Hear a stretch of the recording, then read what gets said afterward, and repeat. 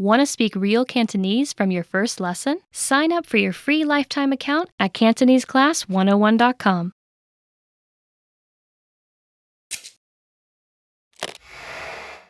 Hi everybody, Olivia here. Welcome to Ask a Teacher, where I'll answer some of your most common Cantonese questions. The question for this lesson is, what is Cantopop?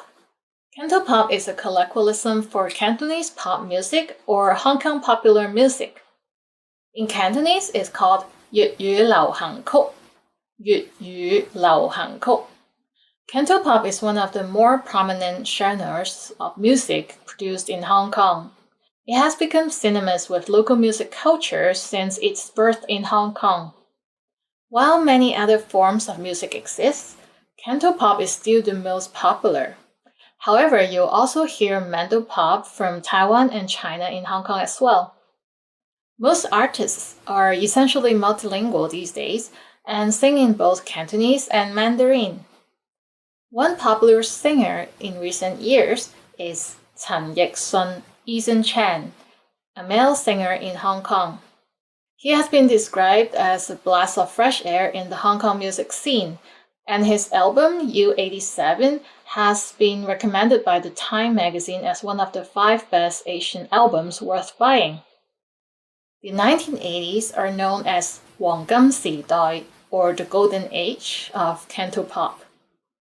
Anita Mui, Leslie Cheung, George Lam, Alan Tam, Sally Ye, Priscilla Chang, Sandy Lam, and Danny Chan are the top singers of that time. In the 1990s, Jackie Chung, Andy Lau, Aaron Kwok, and Leon Lai were the most popular singers.